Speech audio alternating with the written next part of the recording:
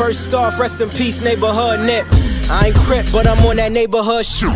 Building business, it's that black owned. If you hustle, better hustle till your pack gone. If you work, better work till your back hurt. And if you rap, make it better than your last verse. Yeah, more lyrics.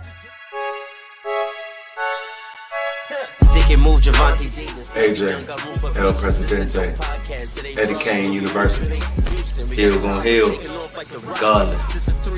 You, B. Cannon, Bethel High School, by way of 3-Man Weave, LLC. Michelle, producer, based over here. You can catch this wave from the Marlins to the Mariners. Doing things you can't believe. It's the 3-Man Weave. Welcome back, everybody, to a brand new episode of your favorite pod's favorite pod, the 3-Man Weave podcast. And it's episode 187. Me and my guys been in the trenches. You know what the 187 mean. That's what we trying to do to the competition. So it is what it is, man. I got my bros with me. It's your favorite host. You got B. Cannon. You can hit me at official B. Cannon. Who else I got with me? You already know who it is. It's your boy Hill. And Hill gonna heal regardless, baby. Let's get it. And you already know what it is. It's your boy AJ, Mr. Damn it, son. I got bitten ass today by a stinking ass filthy dog. So if y'all see me over here grunting, it's because I'm trying my best not to laugh because I had some issues over the weekend. And just say I am in pain. And I'm calling animal protection, and somebody finna lose their goddamn dog. Grab a dog. Show him. So where Mark at? We reached the quota in record time, right? Oh yeah. We made it in the intros. Damn. Oh man, y'all know y'all can catch us on all major podcast platforms. 3-Man Weave, Instagram to the 3-Man Weave _. You can email us at podcast.3.man.weave@gmail.com. Oh man, Cannon, go ahead and break the ice for the people, man. We here. Yeah, man. We here. Been a lot of stuff going on, but we're gonna start off with y'all watch Breakfast Club every now and then, right? Or at least catch the highlights of it. Yeah, absolutely. So y'all know that Angela Yee, she left the show last year to start out on her own thing, and then she was on what's this Tamara? It's Tamarin or something hard, but whatever it is, she just make you feel sad. I do know that. She like the Tom Rinaldi, like the female Tom Rinaldi, bro. But go ahead. But she had some comments about how she felt about her experience working there, which I never want to downplay, anybody else's experience, because your experience is your experience. But just based off the facts, to me it seemed like a little bit of what she said didn't match the reality of what we know about the show. What are y'all thoughts on that? And AJ, do you have the clip? You'd be a magician if you did. I do not. All right, my fault. I do not. But what I am gonna say is I'm gonna take it a step further. I am not gonna let you play it safe, Cannon. Her shit did not match what we've seen from Breakfast Club. I'm not gonna just say it didn't match a little bit. No, her shit did not match. She was complicit. She played along. She egged stuff on. She was there for all of that. So one thing that Cannon, you always say, don't throw rocks and hide your hand. Mm-hmm. Why are you now finna go tell some sob story because you about to start your own thing and act like this is why you was leaving? Go ahead. I see you wanted to say something. Go ahead. I just wanted to interject. I didn't want to mess up your point because I know sometimes you lose it. Bro, I just said that she's a female Tom Rinaldi. Everything is sad when you talk to her, bro. Like every interview that I swear I don't want to keep butchering her name, but I'm gonna call it T Hall because I don't want to keep messing with her. But every interview that she had is sad, bro. It's sad. So I'm not saying that Angelique Yee was Be sad pandering. about something else, goddammit. I know I'm not what saying that she was them pandering, little but bitty small ass apartments in New York. You can say you grew up hard or something like that. she You ain't fell gotta into the trap, bro. She fell into because but listen here's to the the question, thing. bro. Listen to the question that she asked. Oh, it seemed like that you was taking the bullets for Charlamagne and what Envy was doing. That's how she set the question up, bro. Nope, not gonna let you do it. Go Because ahead, guess what? We always talk about Oh, I almost choked. Miss shit. King got the tear off. Yo, come on.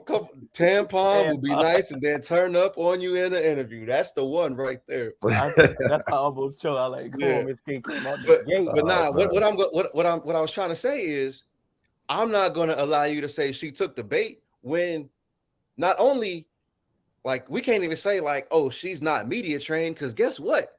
She the media. She's been doing the interviews. She has asked those type of questions too. She actually had her own segments and parts bro. of Like the she's had her own segments. She's had her own podcast where she has been getting people with these questions with lip service and shit. Like, so my whole thing is no, I'm not gonna let it just be, oh, she fell in the trap. What she fell in the trap of, she wants to promote. And you know what promotes? Controversy. Because now what people gonna think is, oh, when Angelique go over to her own platform, she might be spilling some more tea about why the Breakfast Club broke up. Let's go see what happened there. Maybe I can sympathize, support women. Yeah, all to it. And before you go, Cannon, I think but it's been rumors that there has been tension between at least Charlamagne and Angelique Yee for a while. It's been rumors. And when you went back to the Breakfast Club, when Envy brought it up, because Envy was definitely disowning all of that. He was in the comments like, no, that's cap. We're not going for that. We're not allowing you to do that. Mm-hmm. And when they went, they said, Charlamagne, do you have anything to say? He said, mm-mm. When the hell has Charlamagne not had anything to say? That let me further know that the rumors of the tension that's been lingering might have been validated. Cannon, the floor is yours, my brother. I mean, you know, he's a hard guy to get along with. I'm not, and that's why I said I don't want to ever doubt anyone else's feelings, because she could have felt that way. That doesn't mean that that's the reality too. You gotta, it takes a strong person to discern your feelings from actual reality. And you know, some people got to go to therapy to see that. You know what I'm saying? Other people can self-reflect and see that on their own. But whatever you do, you gotta evaluate all things in all situations. And I just find it hard to believe, as strong as a empowered woman as she's represented while she was on the Breakfast Club, that she would just subject herself for years and years of, you know, emotional abuse and trauma on the workplace. It's just, that don't make sense to me. And so that's what I didn't like about it. I also don't like about it is like, it's like you trying to hurt your past coworkers. So it's like, if you wanted to move on and want to do your thing, we wish you all the success. Like, by all means, go ahead and do your thing. And when you left and you were doing your little farewell tour, it was all love. So you should have said right then and there, I'm leaving because it ain't been peaches and cream, and nothing is. You know what I'm saying? Nothing in life is. Ours is not all peaches and cream. You know what I'm saying? So it's like, that don't mean that you know what I mean? You can't get a product where multiple people have to work together, where people not eventually going to bump heads. It's about how you view the bumping heads. Like, it's business because y'all trying to achieve a goal, or people taking it personal. And it seems like she took it personal. And here's, I have 2 points really quickly. One thing about it is, like you said, on her farewell tour, you know, she made it seem like everything is peaches and cream. One thing about the Breakfast Club, that wasn't even the dynamic that broke them. She could have said like, hey, these are the things, like, these are some of the reasons why I'm leaving. And also, me kind of like knowing about like the dynamic of Charlemagne, and like I've listened to him on, the Brilliant Idiots podcast. I do watch some of his interviews. That could have been a conversation that had been had on air, and you could have got some honest conversation from that. And so even if it was behind the scenes, I think it's something that works there as well. And here's another thing I want to talk about. Rakia point right here. She says, but mind you, a lot of female guests had issues with Angela. So going on these shows, painting pictures when your reputation has been otherwise is wild, which is also wild is because she lied, because she was also talking about how I'm glad Rakia said it. Yeah, like also she lied a lot, talking about how she was the only woman there. When if you actually like listen to some of like the podcasts and stuff about like Brilliant Idiots and stuff, just on Charlemagne's side, I know of at least like 4 Black women that are on his like production team for Brilliant Idiots podcast and the Breakfast Club. Whether it's Nyla, Michaela, I can't remember another one, but she's from Philly. It's like 4 different Black women that work with him directly on the Breakfast Club and Brilliant Idiots podcast and like some other of his productions. So to me, doing all of that, you also put yourself in a bad spot, because now it's like people can call people can call you out as a liar, because literally people who go up there have direct knowledge of it. People who work there have direct knowledge of it. And then like you have some of like the most like popular interviews, like the one with Lil Mama.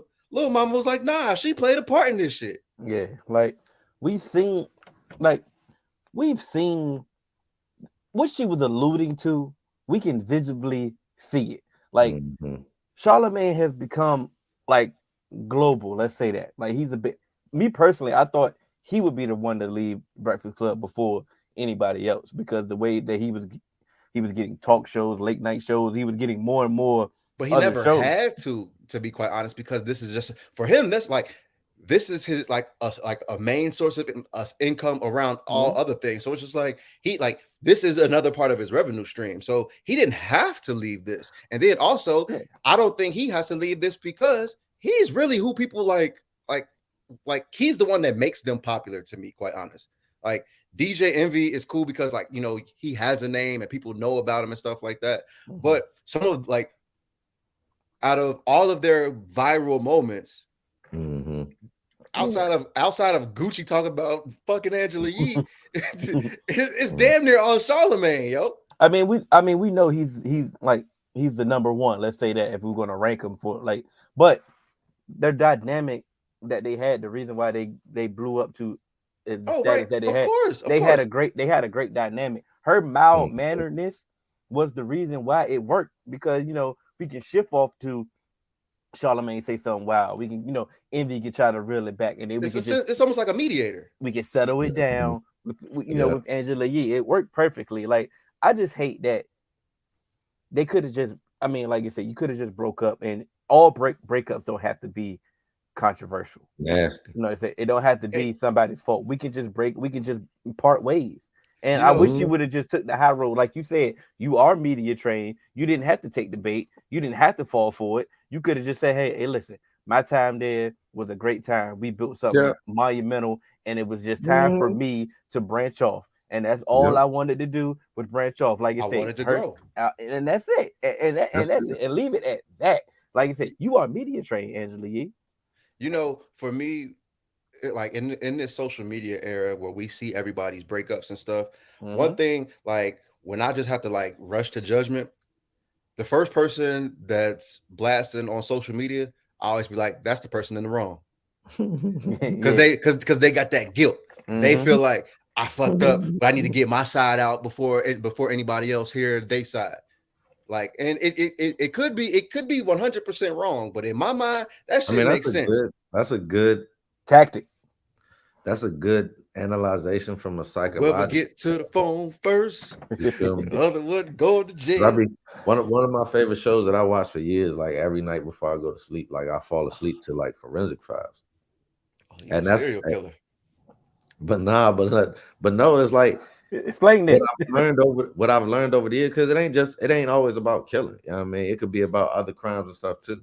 But what I've As he learned walked over over the to the years, kitchen, he found the decapitated head in the that's stove on the but stove. that's how they be thinking though, man. Shit. They be really looking at it at a psychological standpoint, like you said. So it's like, bro, it's like a lot of times, you know how they say, bro, like in some of these killings, like example on Forensic Files, right, or a missing child or something, like the killer be at the initial news broadcasting.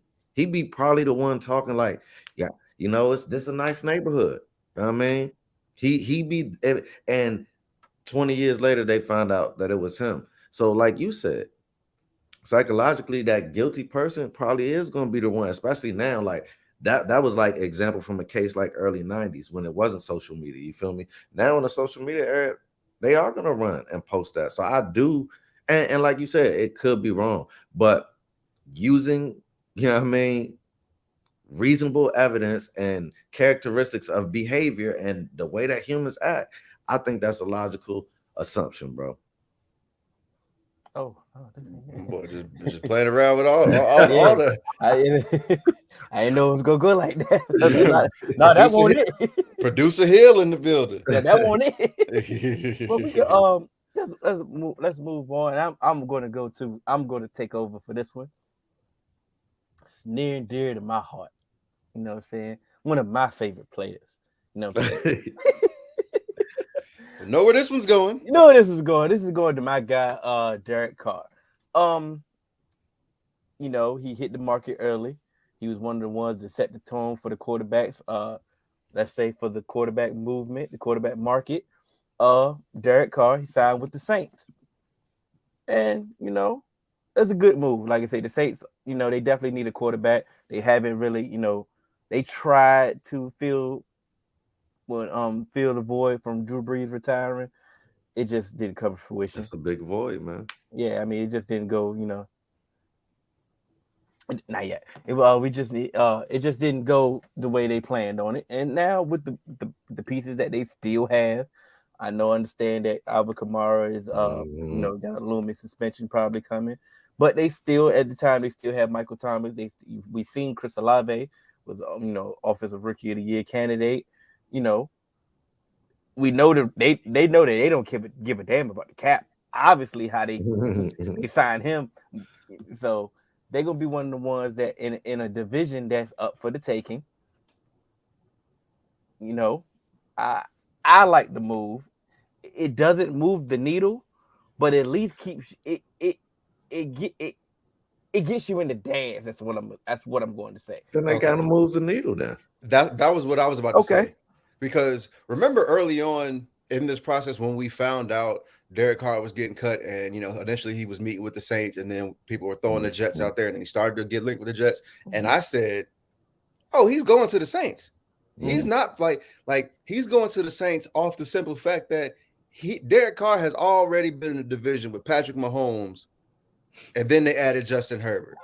He is not about to go to a division that has Josh Allen in it. The Dolphins, but it's Josh Allen. You got Tua, and then you still got to go against Belichick on defense. Okay, you get what I'm saying? I respect it. When he goes to the Saints, Mac. When he goes to the Saints, he is automatically the best quarterback in that division.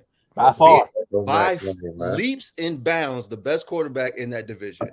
And offensively, they still have things in place.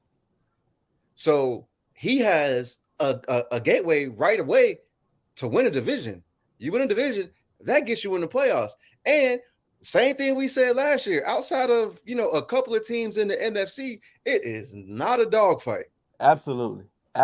So I do. So and that was my thing. So what I said is, outside of his own division, he had already been dealing with Patrick Mahomes and Justin Herbert. Then he goes to the AFC East. He already got to deal with Josh Allen. And then if you make it to the playoffs, then you got to deal with Joe Burrow. Then you got to deal with Lamar Jackson. You know what I mean? So it's like, I'm gonna go over to this NFC, and if like a ball bounce here or there, I'm in the we chip. we could be in the NFC Championship game. Chip, boy. You get what I'm saying? So to me, it's just like it only makes sense. Like, you know, like Cannon say, if you can get me in the dance, Give me in the dance. Cut the music. but I'm definitely gonna go to the club where I ain't gotta wait in line. I mean, what we always say? Like, if you have to go for when you have, and the Saints actually have a decent roster. So it's like they're missing a quarterback. He is the biggest ticket this free agency at the time when he made the signing.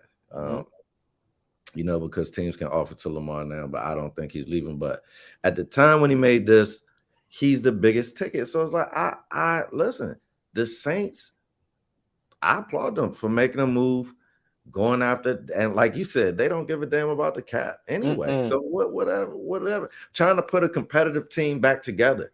And if they were able to be competitive with Jameson, I mean, not Jameson, with Jameson. They might have been on Jameson. It looked like it. It damn sure looked like it. Mickey might have been on that Jameson. But for them to be competitive with him, I think this is a clear upgrade. And you know, I'm hard on Derek Carr. Absolutely. Pause. But I'm one of his tougher critics. I should have said that first. But I've never knocked his talent. And I like the weapons, especially if Kamara can get past his thing. I felt like he beat the Chargers guy. They were just waiting for some reason. You know what I'm saying? They were just waiting for some. It's weird. It's kind of like, remember when Zeke got suspended the following year? It's kind of like that. I don't understand why they did it like that, but I mean, his court case, he just pled not guilty. So I guess they're gonna let them. They're gonna let. It's a stabilizing move. Yeah. They definitely weren't in position to potentially go get a quarterback. So go get a quarterback that can fit your system. Derek Carr has a similar skill set of a Drew Brees. He does. So Pete Carmichael is still there. He was in the building when Sean Payton was there. He's been the OC since he got there. He understands what they did with Drew Brees. So he should be able to duplicate some of the success that they had with Drew Brees, with Derek Carr. Like I said, with the weapons that they do have, they should be able to do something. Like I said, this division is up for grabs. Like the Bucks, come on now. Bucks about to kaboom. OD. And then what I will say is also there's some familiarity there, because wasn't Dennis Allen Derek Carr's coach when he was a rookie, or like he was there when he was about to draft him, then he got fired, something like that. I believe Dennis Allen was Derek Carr's head coach. And all I do remember is Jack Del Rio before Gruden. I mean, you can enlighten me. Well, we can search it. Dennis Allen was definitely there at some point. I know he was there, but I don't know if he was there with I can't confirm that. That's just me. Yeah, I believe Dennis Allen was his head coach his rookie year. We're gonna get to Lamar, y'all. We're gonna get to Lamar. Goodness y'all. gracious, Please. Like, come on, Ford. Why y'all trying to get us to blow the load so quick? Whoa. Okay, sorry. Oh, that hurt. I mean, but there's no controversy here. We're all in agreement to the Derek Carr move. We like the move. You know, obviously what we do know of the Saints is that this ain't gonna be the only move. Like I said, the cap don't mean nothing for them. So they may, like I say, make some trades. It may, they do draft well. So right, Dennis Allen was his coach's rookie year. Okay, cool. So he's the one who drafted Derek Carr. Oh, good. Okay. So good job, brother. Because I'm not gonna be honest. Because all I remember was the almost MVP year with Jack Del Rio. You know what I'm saying? That's all I remember. So the kudos to you. That was good information. So familiarity right there with the coach, an offensive system that fits your skill set. Hey, get you in the dance. And what you do, Cannon? Where the twerk is at? Where the twerk is at? So since we're on football and everybody wants to continue with football right now, We're going to the Dallas continue. Cowboys. we gonna get there. We gonna get there because that is part of the subject. But we do we want to hold on? Do we want to start with the video, or we want to talk about other people first and then go to the video? Let's go ahead and start with the video because I think we all might have some differing opinions on some of this. Because we okay. Let's discuss the franchise tag, but first we are going to allow I Am Athlete founder and host Brandon Marshall to give his perspective. Take it away, Brandon. This rule, and you got to go back in time and understand the origin story, right? This rule was put in place in 1992. Remember what happened in 1992? That was the year where we implemented free agency. That was the year where we start implementing the salary cap. This is called the John Elway rule. Pat Bowlen flew to New York. And you know what? After about 3 weeks of going back and forth and negotiating, the league came out with the franchise tag so Pat Bowlen can keep John Elway. They never thought any other player outside the quarterback would be able to get franchise tag. But all these years later, we still have the franchise tag in place. In 2011, the collective bargaining agreement was up, right? We had an opportunity as players to push back on the franchise tag, and we didn't. Why? Because we said, you know what? It's only hurting a handful of guys, so we don't want to give up too much. The owner said it was too fruitful. The owner said there's no way we're going to give up the franchise tag. They can go out there and franchise tag a guy back-to-back seasons if they want to. That is not okay. Why isn't it a fair deal? Because I say this at the top of this point, because if a guy goes out there and snap his ankle, tear his ACL, have an Odell Beckham Jr. moment, now he has no opportunity to recoup what he potentially could have had in the future. This is not a good deal, and it's time for the NFL players to stand up and get this shit banned. NFL owners. I'm going to go first. I'm sorry. I'm sorry. I know. Listen, shouts out to Brandon Marshall. I Am Athlete is a great platform. You are, you are a great recipient, representative of the former athletes, and you give them a voice. Kudos to you. And I get it why some of those players don't like the franchise tag. But what have I been preaching since we started this podcast, bro? Short-term deals. Play the game, bro. Play the game. The franchise tag is nothing but a short-term deal with guaranteed money, with the averages of the top 5 quarterbacks. So you want, not the 5 times your position. Yeah, at your position. So you want everybody to get paid. So you want to get the franchise tag. Unfortunately, I'm sorry that if you're a running back, I'm sorry that your franchise tag is only $10 million. But you're a quarterback, your franchise tag is 32. If you're a linebacker now, your franchise tag is $20 million. If you're a pass rusher, your franchise tag is $20 million. Off the rip, ain't no negotiation. It's $20 million right when I sign, sealed and delivered. Embrace it. Go get your money, because when you ball out, you get paid. Sit there, but if you don't ball out, you keep signing all these fluffy ass long-term deals that don't really be long-term deals. They essentially are short-term deals, and they will cut you if you don't handle your end of the bargain. Right, but here's my pushback on that. I get what you're saying about the short-term deals. A short-term deal versus the franchise tag, there is difference. There is nuance, because short-term deal is if you sign a 3-year deal and all 3 years are fully guaranteed, and not fully guaranteed, but that would have been the guaranteed portion of your 5-year contract. You get what I'm saying? So after year 3, they have potential outs and stuff like that, and they can cut you. With the franchise tag, it puts you back in this situation again. And that's what he's saying. So if I sign the franchise tag this year, I play under the franchise tag, and I snap my ankle, yes, I made $20 million, but now I'm back in the same situation I was when I was trying to get $20 million, $18 million per year. If I could have had, I'd much rather have $18 million, for 3 years. So, what's that? I don't know no math, but 18. Yeah, so give me $18 million per year for 3 years, over $20 million for 1 year, without that security. And so that's what he means with that security. Yeah, like I would love to take $20 million a year and get the average of my top 5 of my position. But the only place that is really truly beneficial.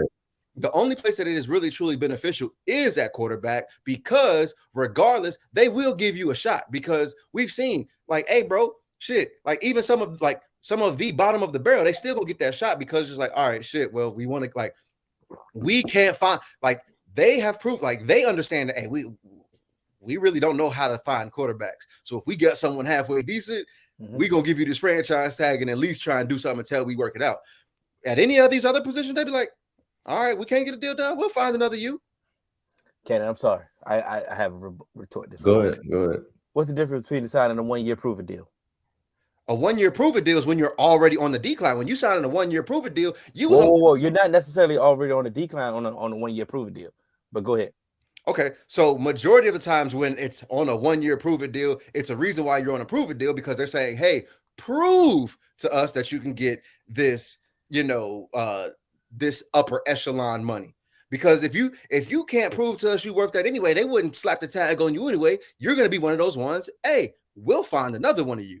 9 times out of 10, if they're trying to get, you're either good at your position or like they feel like you have that potential. But on a prove-it deal, it's like, hey, you ain't really seen it. We've seen you, like, you have potential, you have the draft pedigree, but you ain't really did it. It's the reason, like Hayden Hurst. Hayden Hurst was a former first-round draft pick. He's flamed out different places that he went to. He came to Cincinnati, got a 1-year prove-it deal, and he might get a multi-year deal, and he might, like, the tight end market is booming. Who else? Hassan Reddick. He was signing. He signed a couple prove-it deals, and then that's what landed him in Philly. You get what I'm saying? So to me, yeah. But how many more prove-it deals do we get versus the franchise tag? Because but that's what I'm saying. Oh, like he said, only certain guys are even going to get that franchise tag. So that's but so here's my thing. This is one thing that I'm never going to do is fight for people who don't want to fight for themselves. That's number one. Is like, too many times, whenever it's time to go to the negotiating table for collective bargaining, there are things that the players know are important to them. And I can recall 3 times in my life, which was going back to 2000, where they just don't care about whatever they said that they cared about prior whenever they get to the table. And the owners always come away with what they come away with. So if that seems to be the trend in negotiation when it comes to collective bargaining, then I can only hope for players to now understand that the franchise tag is a part of the game. Now I need to use it for my own strategy if that's what they're doing. So like a Kirk Cousins did, I'm going to run it up 3 years back to back, get my money. And I know everybody can't do that.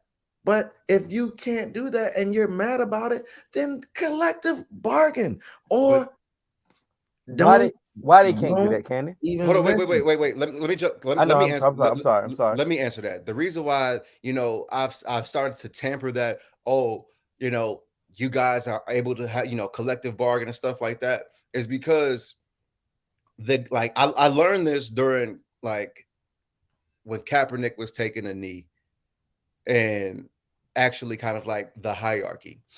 And I've told you all about the hierarchy.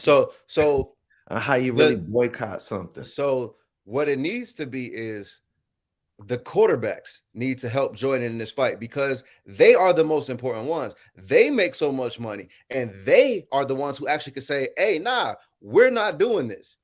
But they're kind of like the ones. There's not a lot of them. But I can't say that, because how much money Daniel Jones? How much? how much money is Daniel Jones about to And make? there's still, We've seen Taysom Hill make more than some star players at other positions. yes, he's made more than star players. But that's what. When But you that's look what. at the percentage of quarterbacks who have large contracts against the percentage of quarterbacks who don't, it's enough to still go to collective bargaining. But even the quarterbacks that don't have large quarterbacks by quarterback standards have large contracts. Look at some of these backup quarterbacks. Chad Henne was out there making more than running backs. And what I'm saying is what it has to do is, like I said before, all y'all replaceable. If some of like the actual bro. Can I rebuttal that? Can I rebuttal that? But hold on. Who is if we take out the top 10, who is? But that's what I'm talking about. Those are the important ones. Who are you going to replace the other 20 quarterbacks with? Even more trash? Yes. That's my point. That's my point. I'm talking about the top 10. I'm talking about the most powerful ones. And I'm talking about how many times have you seen Aaron Rodgers step? They never do. They never do it, bro. But that's what I'm saying. They never step to the table. So what? So how can we talk about these? How can we talk about the other people arguing, saying this is not beneficial to us, because the people that it is beneficial for, they are fine with it happening. So how is it going to change when they not coming to the table? Why wouldn't they be? Who got into football to say I'm trying to politically change the scope of the NFL? That's not why anybody goes to it.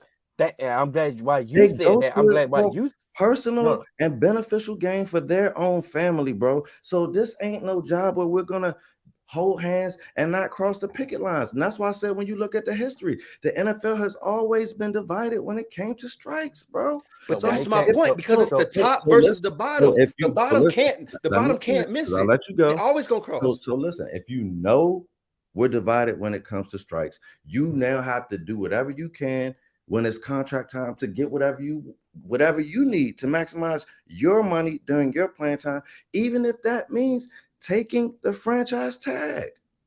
It's just those are the options that are on the table. I get it, bro. And I used to be frustrated like you, but that's something that's out of my control, bro. It's the serenity prayer. I gotta control the things that I can control, and accept the things that I cannot. And I cannot control if these guys are gonna have balls when it comes to negotiation time. Because if I'm a quarterback, even if I'm a young rookie quarterback, I know eventually I'm going to get paid. Like, and my pay scale is going to be way differently. So I'm definitely not trying to buck this system. So I try to retort your point. I forgot what it was, but that's why I've been on this stance for as long as I have been. Short-term deals can negate all of that, bro. Kirk Cousins really. I do. I'm gonna let you go, AJ. I do understand that Kirk Cousins is a quarterback. I get it. He's a quarterback, but he gave you the blueprint, bro. He's the only quarterback signing short-term deals. I get it. His pay scale is still different from Alvin Kamara. I get it. But when you see what he's doing, he didn't re-up twice with Minnesota. He already re-up with Washington a couple times. But he re-up twice with Minnesota with the bigger bag. Go ahead. My point is, yes, as a quarterback, you could do that. As a quarterback, they'll franchise tag you twice. How many running backs are going to get franchise twice? They're not going to. Whoa. I told you this personally, that they should be getting franchise tag twice. I told you more running back should be drafted in the first round, but because everybody's so scared of giving running back second contract. So if you draft them in the first round and you get that 5 years of control, you essentially have 7 years of control of a running back, and you don't have to give him technically a second long-term contract. I told you this before. Exactly. But hold on, wait. Positional value. But that also goes into my point, because guess what? They're like, okay, we'll franchise tag you, and then we'll get someone in here to do what you do. Like you said, like we've seen Kirk Cousins, he got franchise tag twice, and we know the exponential value. You get the 120% of the second franchise tag. How many positional players do we see get franchise tag that second year? They either get a deal done or they let them walk. And what do they say? We'll get another you and replace you. But that's my point. It's like, so I get what you're saying. Sign short-term deals, but the franchise tag is not a short-term deal. It's a difference. No, it's not. It's a 1-year deal. Short-term is like, hey, at least I get 3 years knowing that I have checks coming in. And regardless if I get hurt in year 1, I'm here year 2. And if I don't, there is some still signing bonus and cash that is owed to me, because if not, you're going to have to work against the dead cap. And it's going to be a high dead cap number in that second year. In that, with the franchise tag, what he's saying is, if you get hurt, like I don't, and then now you get to use that against me. And the same thing we're seeing happen in the quarterback's negotiation. To the players, absolutely. We have to come together and change this. And what I'm telling you is, ain't gonna happen, bro.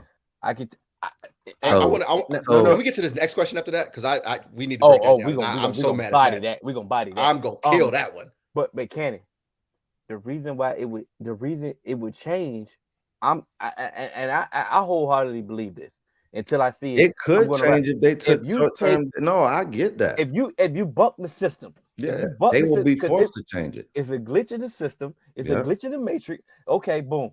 Okay, you got a 5-year, $100 million deal, but only 2 years is guaranteed with 45. Okay, boom. Just take the 45. Just take a 3-year deal. Just take a 3 Just year. Take a 2-year deal and take a 3-year deal. Get the hell out of there after this. No. That's what's offered to you. Yeah, you go back and renegotiate. But that's what's offered to you. But these dudes be wanting these, I know. Like I stated, they want these fluff. We've all agreed on this point. Deals. Yeah, we've all agreed on this, on this, don't take this 5-year with the big number. Take what's actually guaranteed to you. We've all agreed on that. Because at the same time, because that's why I'm not opposed to the franchise tag, because at the same time, if you ball out, what are you gonna do? You're gonna get paid, right? Mm-hmm. But what's the next? But if you get hurt, if you get hurt on this long-term deal, and what happened? They don't have to be a good franchise and do the right thing and pay you. They can find a loophole and get up out of that. Say you get in some legal trouble, they can find a loophole and get up out of that. Like, they can always find a way. What's the next question? Right here. All right, guy. Debate. This is why Brady won so damn much. He knew how the game was played. Take less money to help the team and make your damn money in endorsements. AJ, the floor is yours. That is so misinformed. Like, I hate this point, and I hate that people always beat this point into people's head like he was taking so much less money. And guess what? He wasn't taking less money so they could go out and go on these spending sprees, because guess what? They was still cutting Chandler Jones. They was still cutting Lawyer Malloy. They were still cutting all of these dudes. They were still cutting Richard Seymour. They were still cutting all these people. So what was he saving money?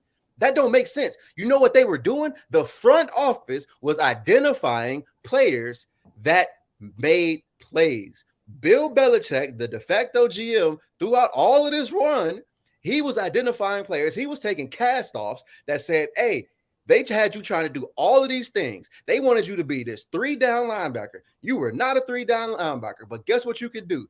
You could stop the damn run. So I'm going to have you on the field on first down. We'll get somebody else out here. Hey, Rex Burkhead, they were trying to make you a between the tackles running back in Cincinnati. Go catch some goddamn passes like a goddamn H-back. And guess what? He did that. And so, like, stop telling me, oh, that's why Brady won so much. No, they identified players. It wasn't like he was saving everybody money on the cap. Everyone's talking about, oh, Patrick Mahomes is the first quarterback to win a Super Bowl with 13% of the cap, blah, blah, blah. Like Tom Brady didn't win one with 12% of the cap. Bro, first of all, the comment is just it's a disrespect to the GOAT. Michael Jordan didn't become the GOAT because he took less money so that he could play with better people. Bron isn't in the GOAT conversation because he took less money to play with better people. He had to be a GM. People are the GOATs because they actually perform on the field. Tom Brady played however many years, I lost count, but he played till he was 45 or 46 years old, which we've never seen before. He stayed healthy 90% of that time. He was accurate most of the time. He was competitive to the end.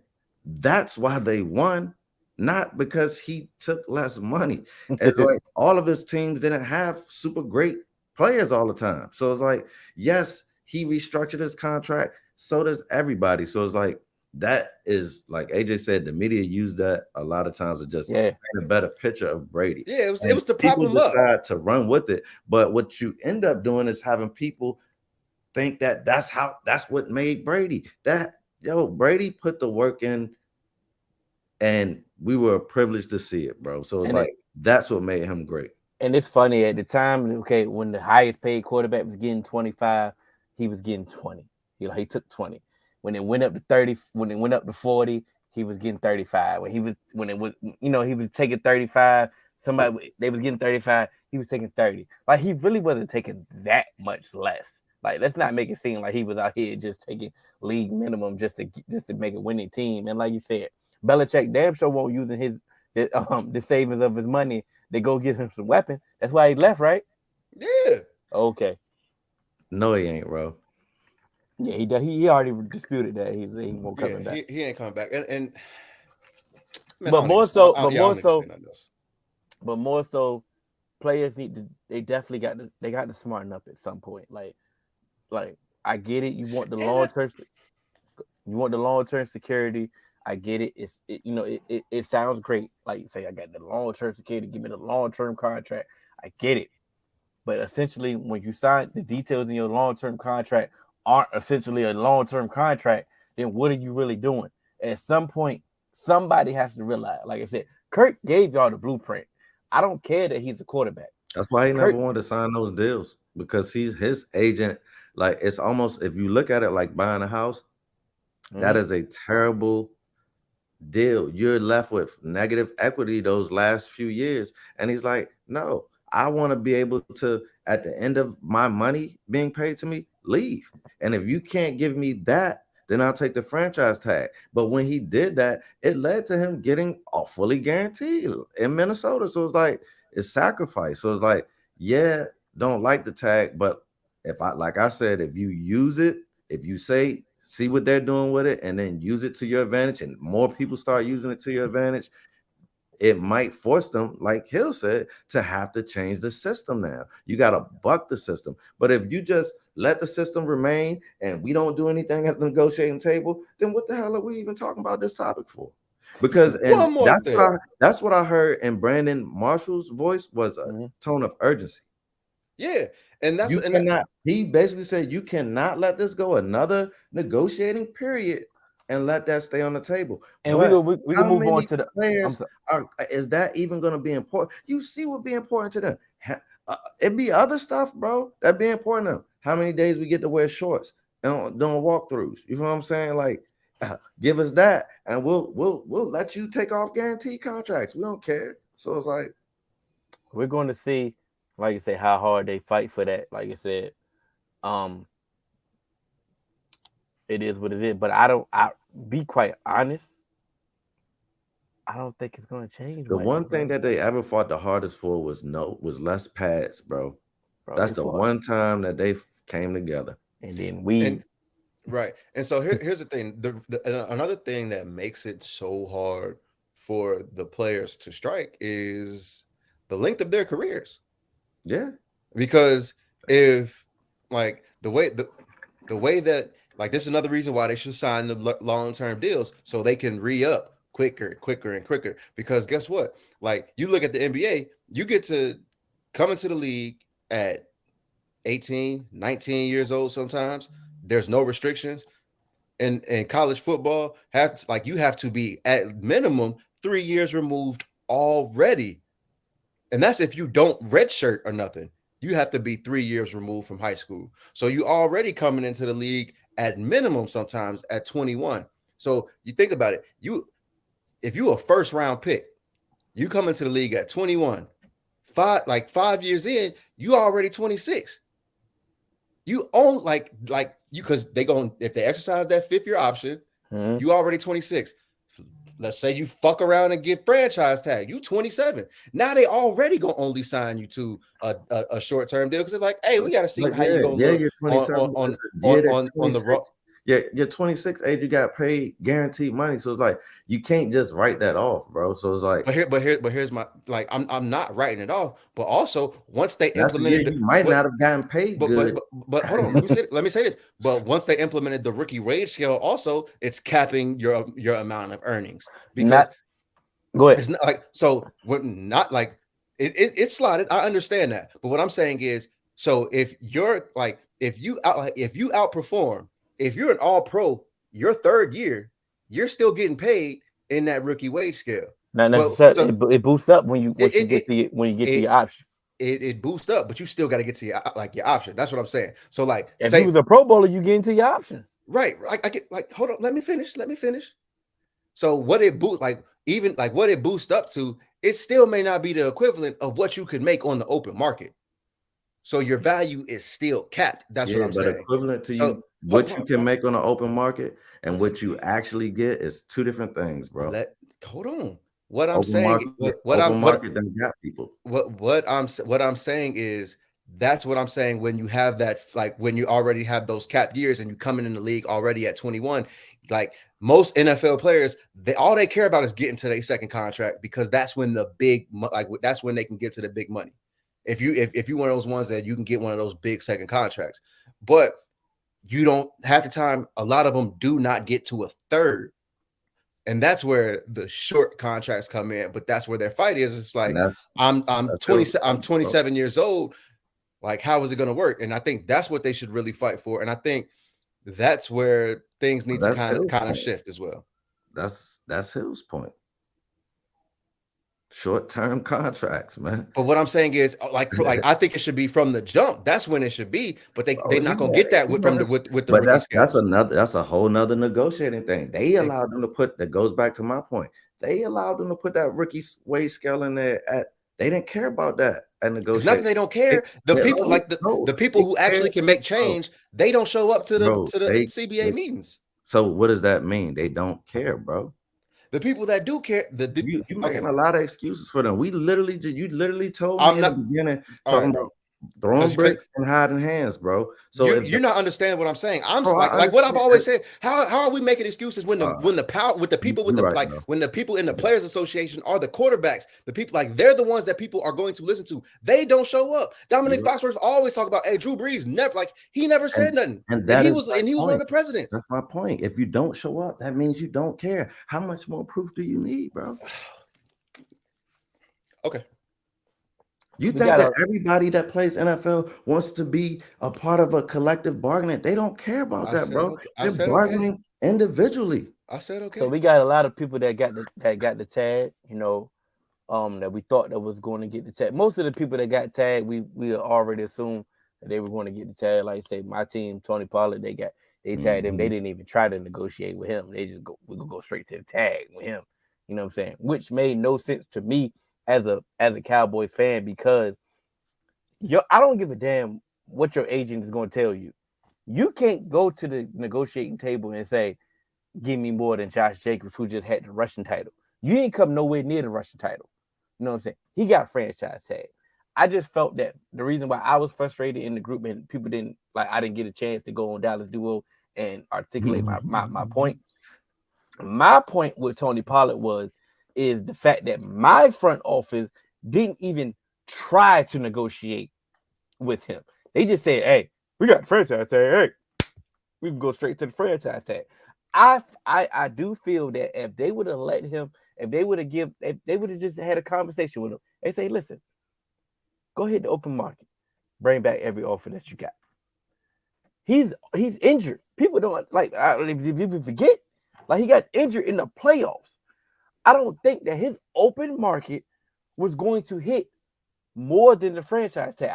I think some of these teams have joined the positional value analytical wave. I don't believe that Tony Pollard would have got more than 10 mil in the open market. But what I will say, bro, it'd be the agents, bro. So this process, that's true.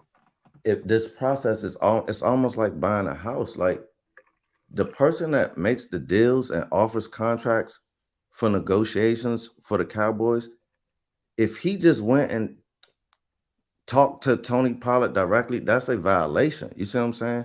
Everything got to go through the agent, bro. So it's like for legal purposes. So it's like it's almost like a brokerage and real estate. It's structured almost exactly like that, right? That's fine. So legally, that's why. And so the players, he tell the agent, look, bro, if it don't meet a threshold, don't even call me.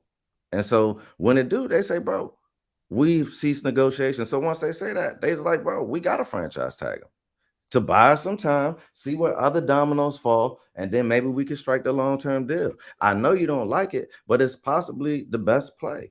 Can I rebuttal that? Because my thing is, I swear, and I truly believe this.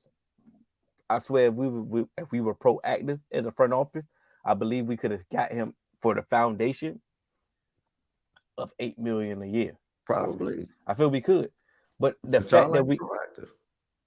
That's my all right. We can move on. Like I say, cause we can move on if that's. I mean, like there you go. But it's simple as that, my brother. Y'all not proactive because here's the thing, bro. In football, it's a balance. It's two philosophies pulling when we come to professional football. You got the best move football wise, the best move business wise. You see what I'm saying? Football saying make the move early. Business wise, it's saying let's see later, because you know what I'm saying? Beneficial for him. We want you in that. To AJ's point earlier, which he didn't think that we understood, it's more beneficial for the owners to get you in that because of your potential earning. That same thing that Brandon Marshall was talking about. So it's like, yes, Tony Pollard, you are cooking right now. So it's like you probably deserve that deal. But if we can get you on a deal like this, knowing that running back is a position that gets hurt a lot, it may offer us bigger savings next year. My thing about it is the fact that, once again, I don't want to keep repeating it. They didn't even try the fact that I understand that he was waiting for, okay, let's see what this Saquon domino fall, because Saquon was the big fish in the running back pool. He was going to be the one that was going to set the running back market for this free agent pool. He was like, what? I don't know, bro. That's a glitch in the matrix. All right, so he didn't, like I say, he ended up getting franchised. So once again, I don't give a damn what your agent say. You can't go ask me for much more than what he got. Like, you can do all this agent talk, all this you want. You had 1 year production of great production. Let's say that 1 year of great production. That does not warrant you of resetting the running back market. Hey, it wants me to goddamn try. It won't try. And that was listen. That's all it comes down to. Just give it and that's the what old college try. That's it. Try. Bro. No. Try. Go try. Go try. Because a lot of teams have adopted this model of positional value, more analytics. We're not going to pay the running back. Absolutely. So go try. Yeah. Go try. That's why somebody and this got to be our last point on it, unless you want something, AJ. But like you said, if teams have devalued the running back position, then it is one of us got to try to reset it. You see what I'm saying? That's the beauty of a free market. And I get it that you don't want it to be your guy, but it was never gonna be my guy. I'm not saying that it is, but I'm just saying like that's his goal though. You know what I'm saying? And like AJ said, that's the old college try, bro. So we're going to get to Lamar, but before we get to Lamar, I just wanted to just take a sip of my drink.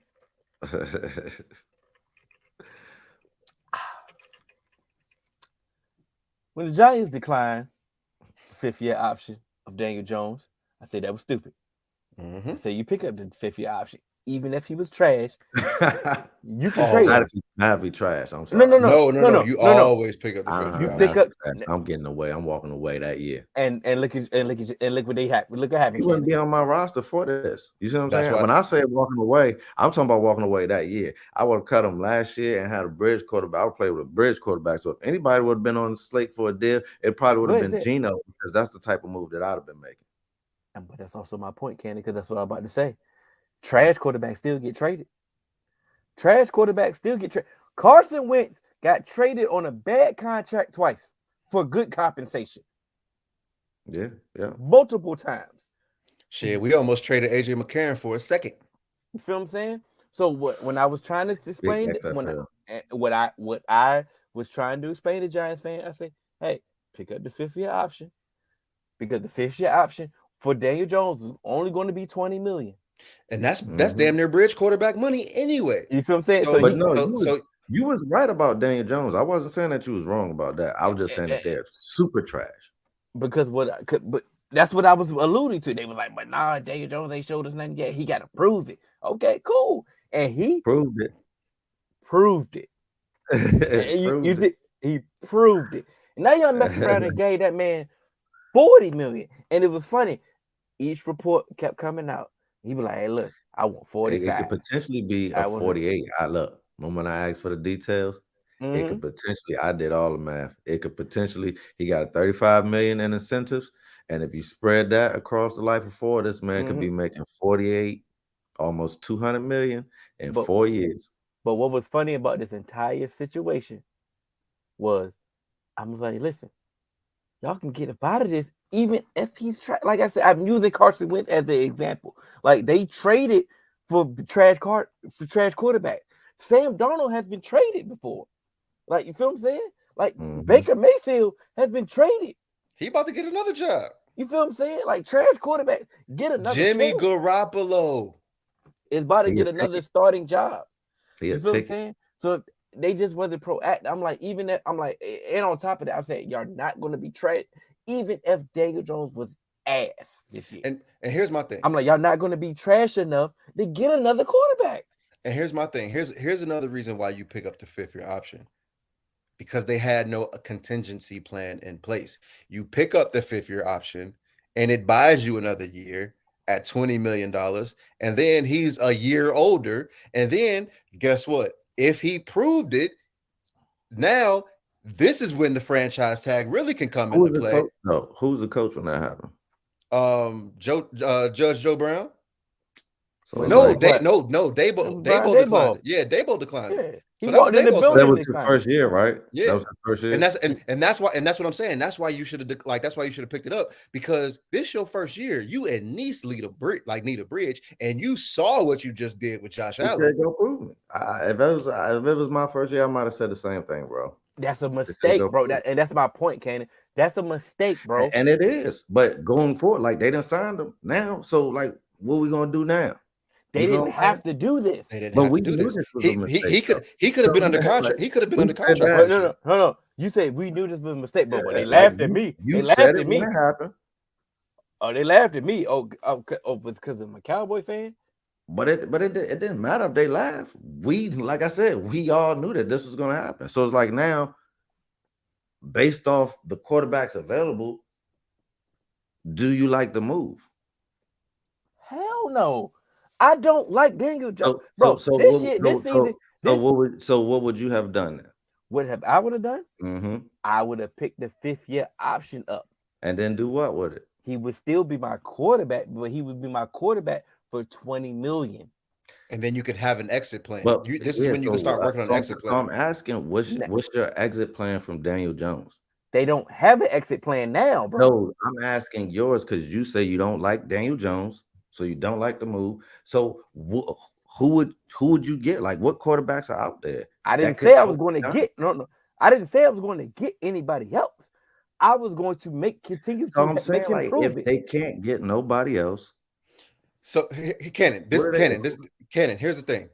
Yes, they may not have they may have not gotten anybody else, but guess what? they would have not gotten nobody else with Daniel Jones making $20 million this year. And then I then that, no, wait. I don't know how So much I gotta but what we're saying is now that 20, like that. so now you still got another 25 million to build up your team, and then push it. You can kick the can around the road down the road again. Because he said that he don't like Daniel Jones. It's a whole different question, bro. No, stay with me, bro. No, I get what you're saying. I get what you're saying. Answer. Huh? I did answer it because I would have been. So think about it. So this year he'd have been playing. No, I get that, but they didn't do that, bro. Let's not go back. No. You asked me what I would have done. I'm asking you.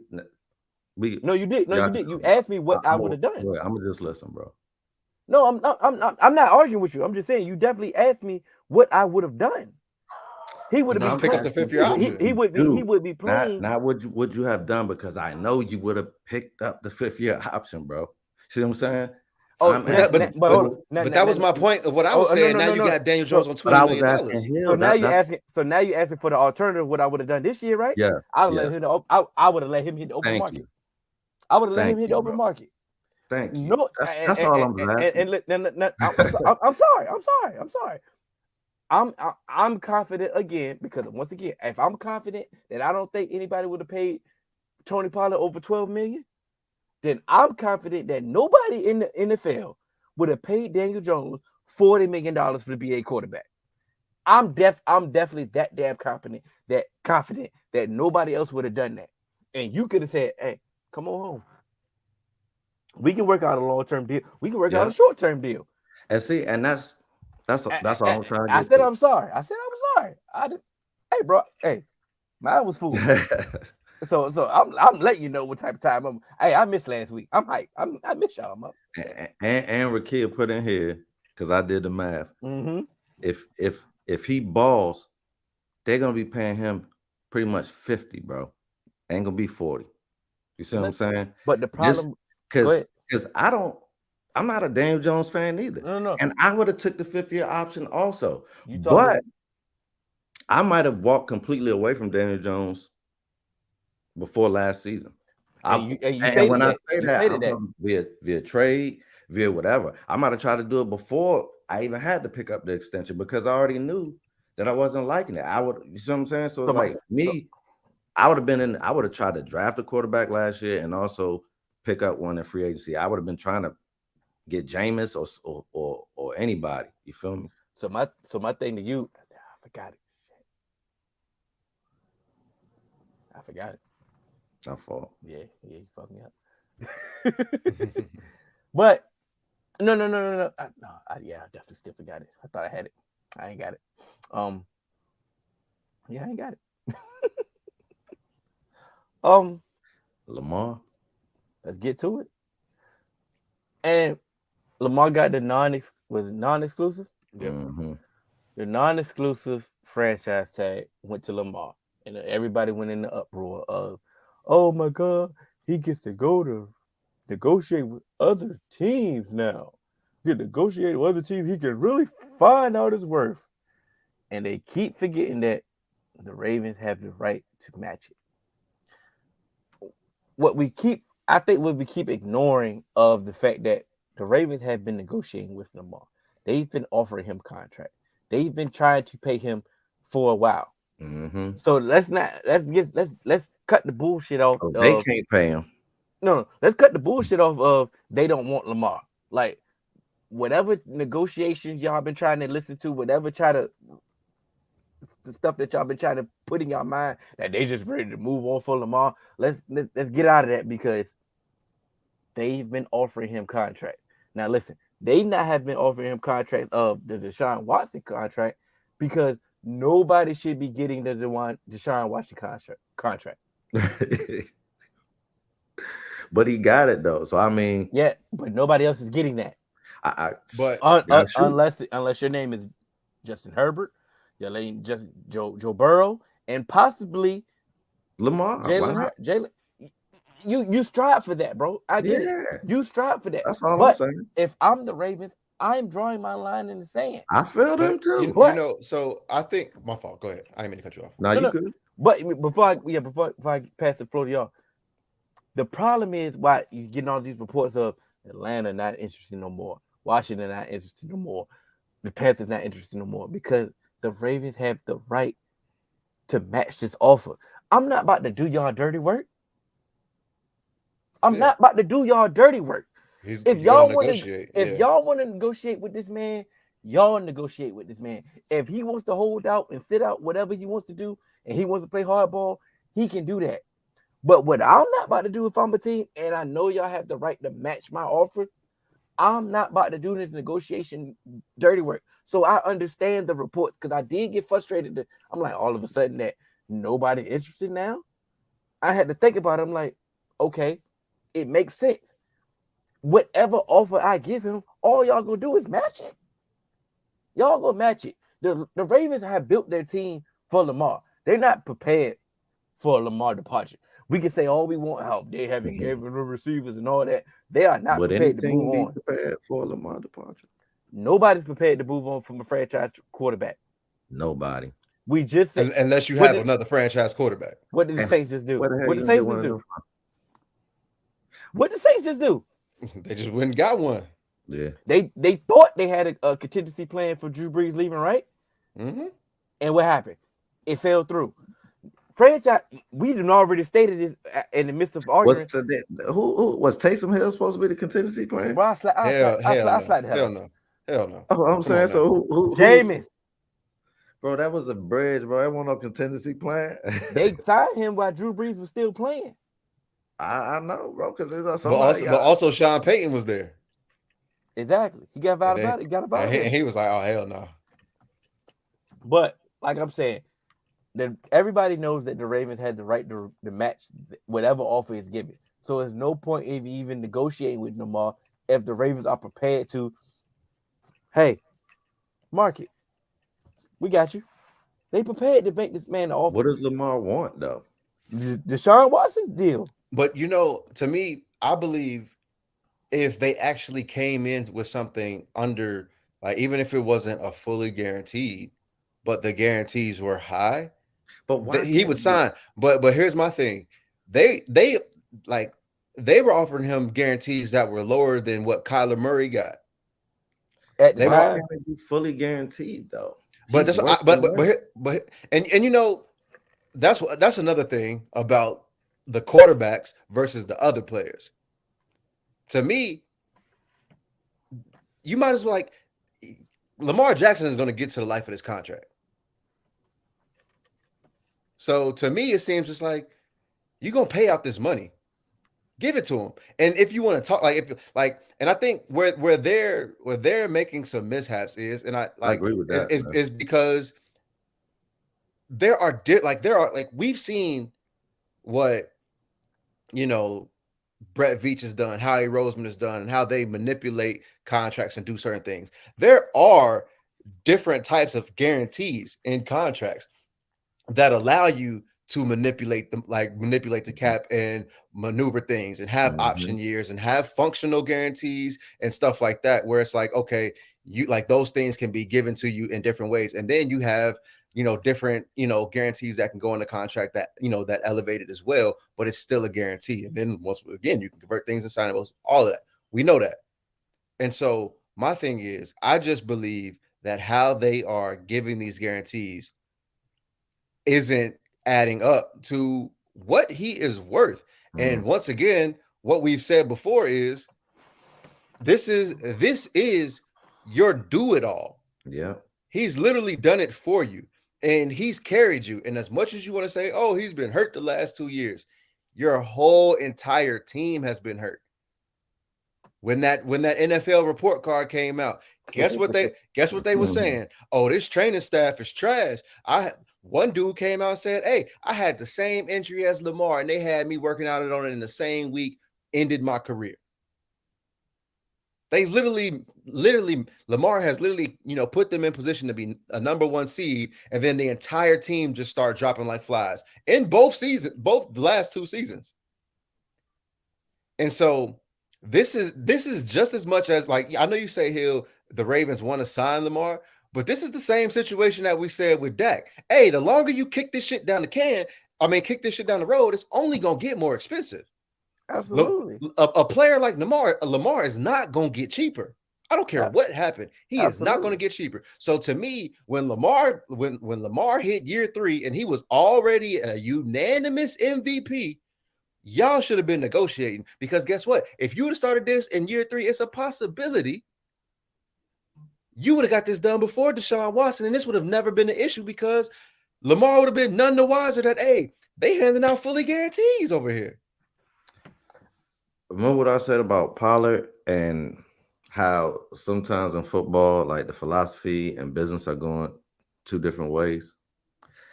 That ain't the case here, which is why I don't understand. I'm on the same page with AJ. Give this man what he wants, bro. Who cares? Because on the business side of it, he's sold out that damn stadium. He is your most marketable player for 5 years. His jersey is moving units. Like anything he touches, people love it. You're gonna make your money back and then some. I don't understand why they just don't want to give a player guaranteed money. Bro, all the players to me are worth whatever salary. You don't have to balloon their salaries and tell them a fake number. You know what I'm saying? You don't have to say 170 million if you're only going to give them 100 million guaranteed. Like, why couldn't you just come out and say Derek Carr 100 million guaranteed? Why you got to put the extra stuff on? You know why? Because the business plan is to create negative equity, like I said. Because it's like now, then we have leverage to trade you, manipulate you on the back year when you more than likely won't be as good football-wise. But so here's another thing about this, and this kind of goes back to, my CBA point. Owners are talking about, we don't want to start this precedent of giving fully guaranteed contracts. You're not going to start a precedent, because the only people that would actually really, benefit from it is the other top quarterbacks. Yeah, the Giants gave Saquon Barkley a fully guaranteed rookie deal. Motherfucker he's still about to get the franchise tag now, and no other running back. I don't care. Like, no other running back has got that. What other player has gotten a fully guaranteed contract since? No, I'm talking about non-quarterback. What other non-quarterback has gotten a multi-year, fully guaranteed contract outside of Saquon Barkley? And to add to your point, if Kirk Cousins have got one, why they acting like they're setting a precedent? The precedent is already set. You paid Kirk Cousins guaranteed, you paid Deshaun guaranteed. Why are they talking about they don't want to set the precedent? I'm going in with precedents. I'm saying, what are you talking about precedents? Here it is in black and white. You've paid multiple players in the league, Saquon Barkley included. So that's 3 players who've had fully guaranteed contracts. Pay the man, bro. Go ahead, Hill. It was a difference. It's a difference between the fully guaranteed, though. I think when Saquon got his, I think it's fully guaranteed ended up being 33 million. But I know, but that was because he was I didn't want to use I didn't want to use him. But when it came to Kirk signed his first fully guaranteed, his was 75. 75. It's a difference. But it was also like a 3-year deal, though. That was short term, was it? Yeah. Mm-hmm. Okay. So, but that's also my point. It was a 3-year deal, and as we've seen, the cap is different because we've seen each year the cap kind of balloon up, and we're starting to see the numbers. And so, to me, and this is why I don't get it, because if you're the Ravens, I don't care if someone trades you 4 first-round draft picks. You're not finding no other Lamar. You're not. Not this year. You're not. I don't care how many years. You're not finding another Lamar. You might in 5. But this is my thing, though, AJ. Deshaun Watson got a $230 million fully guaranteed contract, right? Right? Let's just say it was $200 million guarantee, right? Yeah. Aaron Rodgers got paid after that. Mm-hmm. Aaron Rodgers was getting paid $50 million a year annually. His guarantees didn't reach the $200 million. So when these owners say that they're not trying to change this precedent, they mean that. They was definitely still mad at the Browns for doing that. Of course. So when it comes to Lamar asking for the Deshaun Watson type of contract, the Ravens have to take a stance for the rest of the NFL, bro. Yeah, they was talking about that, like they're doing that. So it's like okay, off the football side, the owners like to Aiden protect Cole. the owners to close the floodgates on these guaranteed deals, but and that's what's happening here. So, You're 100% right, but my pushback not on you, but to them doing that is why. If the goal is to make money, you have to look at it as an investment. so If you lose Lamar, let's just hypothetically, right? I hate going hypothetically, but hypothetically, right? Let's just say they didn't do anything, right? And they let him hit the open market, right? And some other team gave him a Deshaun type contract because they didn't care. Like they say, like y'all owners don't be helping me out, but y'all always want me to do something for the owners. This time I'm doing something for self. Sign Lamar, right? What difference does it make? If you invest that money into Lamar, you're gonna do nothing but pack your stadium out, sell your jerseys out, have your place be a free agent destination. You see what I'm saying? You're only going to make money, and you're gonna get more primetime games. It's like, what don't you want? let me jump in here real quick. But I got it because I'm remember. So my thing is, you brought up Aaron Rodgers and said, Aaron Rodgers, the owners don't want to give these, fully guaranteed contracts. My thing is, what is the difference? Aaron Rodgers signed a 3 years extension, like you said, for $150 million, right? 100 of that was fully guaranteed. So basically, but what I'm saying is, how many years was Deshaun Watson? I think Deshaun Watson was like a 5-year deal for $200 million, right? So basically the same thing. Yeah. So a 5-year deal for $200 million, pretty much he's making less than Aaron Rodgers. But technically, if Aaron Rodgers would have signed a 5-year deal, he would have damn near been like what, $300 million, because he was getting almost $59 million a year. So my thing is, what's the point? Lamar, this is Lamar's second contract. It ain't like Aaron Rodgers, and he about to, like, when he signs his contract and he gonna be in his 40s. This is his second contract. So even if you sign him to a 4-year, 5-year deal, regardless, he gonna see the life of that, man. Bro, Aaron Rodgers is on crack. This is my point, and this is what makes it so mind-boggling. So you got him smoking crack out here in the dark. You got a man who can't keep his hands to himself getting a fully guaranteed contract, and you say, "Hey, we don't want to set a precedent." Kirk Cousins can't even hit the target at his gender reveal, and he get a fully guaranteed contract. Aaron Rodgers is in the darkness smoking crack, and he getting $100 million. But y'all want to talk about Lamar Jackson not taking a deal where he get less guaranteed money than Kyler Murray, and y'all telling me he only play Call of Duty during the week? I'm not buying this. All Lamar's done has been the best franchise QB that we've seen, man. They said it. Like, the Browns literally said, if we didn't give him this contract, mind you, Deshaun was under contract. He was already making $40 million. Yeah. Like they say. So they said if we didn't give him his contract, we had no way of getting him. Hey, and you know what? The sad part, he played bad, bro. He played bad, bro. Yeah, he definitely ain't worth it. That's why the Ravens are taking their stance, bro. But here's my thing, though. Can't charge me with that. But here's exactly because guess what? I'm not him. Because guess what? That's Brown's problem. Because guess what? That's their fault for doing that to someone who just sat out a year and had sexual assault allegations. Yeah, Lamar Jackson has been a model citizen in Baltimore. Lamar Jackson has done everything right. Lamar Jackson ain't complained, and I believe this, and I believe this in all my heart. Had Lamar been on a long-term deal, he would have played in the playoffs, and they would have beat us. Hey. We can just move on. We can move on from that. I mean, at the end of the day, we can move on because that was a powerful statement.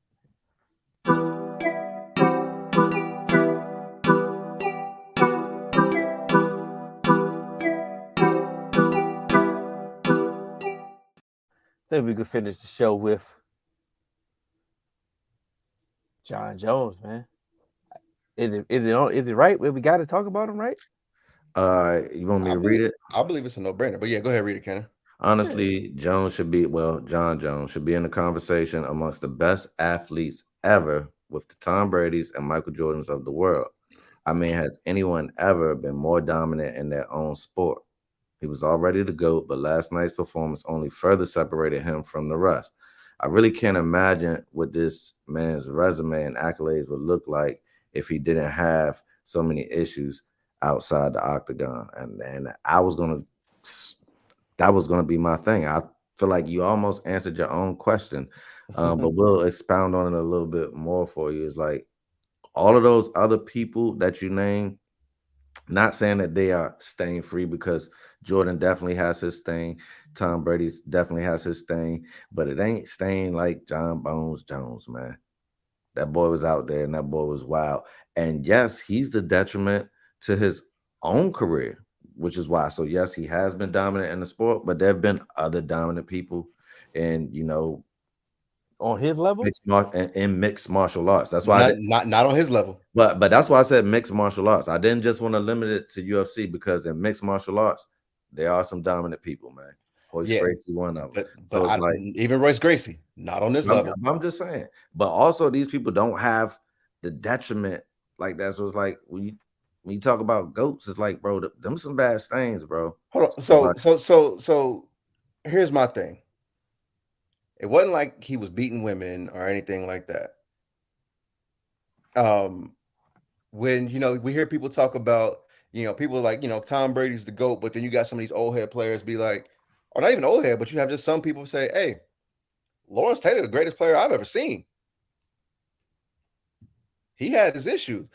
Just like we said, Michael Jordan wasn't a model citizen at all. His biggest game, they tell us he had the flu. I ain't believing that. I didn't had many of them. I didn't had many of them mornings. And he was out there playing golf and going playing 36 holes and then going to play. Still cooked up. Either way, still impressive. You know what I mean? So it's just like, hey, to me, what happens outside of the ring, yeah, it may be a detriment to his character. But even when he comes in and his career. But even in his career. But that was my point. To me, even still, his resume is GOAT level. Because if we talk about Michael Jordan as the GOAT, and Michael Jordan that took those hiatuses from the game, regardless of what it was for, he came back and he still was, top dog. John Jones, he took some sabbaticals, came back, top of his game. Cyril Gahn, he ain't no pushover. John Jones got him out of there in the first round. You get what I'm saying? Left kick to the head. So like it's not like he just came back, fought a tomato can and warmed up. No, he moved up to heavyweight, a place that he's never been, and actually fought a legit heavyweight fighter. He's definitely great. But the question is he going to be in a conversation amongst those others? And I just feel like 100 to me is 100%. I just feel like he ain't. One, because it's UFC, and UFC is a small part of the mixed martial arts world, and so it's like they told me Babe Ruth was a GOAT and he never played against black people. You said who? They told me Babe Ruth was a GOAT and he never played against black people, and he was Dominican, so he had a cheat code. And to your point, is he mentioned in the conversation today when we talk about GOATs? But what I'm saying is, what I'm saying? But that was my point. Thank you. No, but that's also my point, is saying, like, to me, John Jones is in this era and he's doing like people talk about Babe Ruth falls short. He don't get mentioned. Why am I getting no work? Man. Well, sorry, I just got a work message. Why is somebody doing it? They sing you live. Yeah. Gotta get everybody. Thought you about to get this fully guaranteed from us. No, don't everybody sign this franchise tag. Y'all already know. Cannon already told me don't hold up, but hey, I'm prepared to hold out. Hey, I got a hamstring injury. Short term. I do one of them sit-in holdouts like they do it. I show up, but I ain't doing shit. When I read this, I thought it was I kind of thought it was a no-brainer. I'm like, you got to put him up there in the GOAT category with all the other GOATs in all the other sports. I mean, like you said, he mentioned Tom Brady. Like I said, Tom Brady got to deal with Spygate. Yeah. Tom Brady got to deal with Deflategate. They got their stains, bro. Like they got, like we said, we know the gambling issues that MJ had, like other the alcohol issues, the women issues. Like I said, people have issues outside of their sport. Like you said, if it comes to outside of your sport, we can't really hold that against you when it comes to the GOAT inside of your sport. Like you say, inside of that octagon, people have fits with John Bones Jones. Mm-hmm. And like you said, going up to a weight that he ain't accustomed to being and beating a quality opponent in the first round, like that definitely solidified it. I think he was already teetering there anyway, but I think that solidified it. And another thing for me is just like his resume. It stands because this, like, to me, like in those like single like a solo sport where it's just you, to me, I sometimes hold that to higher esteem because just like it's literally just you. That's why one of the reasons why I would say, hey, Serena the GOAT, because when she fuck up, it's on her. She don't have a team there to pick her up. She can't play a bad game and her defense still holds you to 13 points.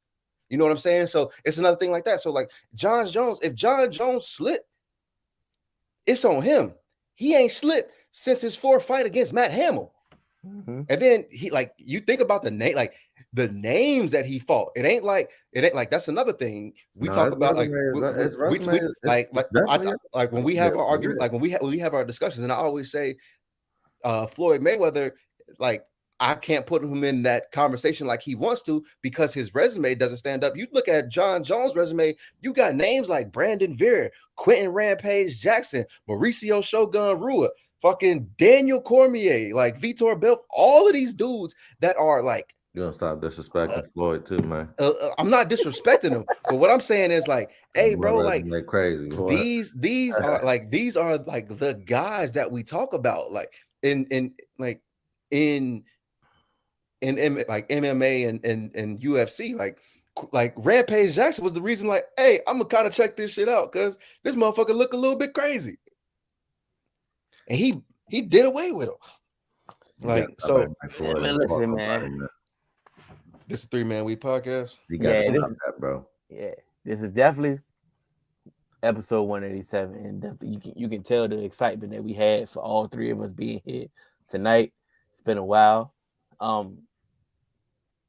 Appreciate all the fours that showed up. Appreciate Isaac for the being the 4 minutes with the fours, holding it down for us. This is one topic that we didn't get, and we're not gonna get into it, bro. Y'all already said in the group, in the Facebook group. Yeah, y'all killed it in the group anyway. If y'all not joined, please join Facebook group 3-Man Weave. Hey, Ja Rule. We got it. He's out for the season. He ain't gonna play another game this season. And somebody in the comments, somebody post Floyd's resume, please. We're gonna take that to the group. Like I said, we over exceeded our time, but like I said, we definitely excited. All three of us being here. I'm Hill. That's AJ. That's Cannon. Y'all know y'all can catch us on all major podcast platforms. 3-Man Weave, Instagram, Twitter, 3-Man Weave _ You can email us at podcast.3.man.weave@gmail.com. Episode 187, and we out.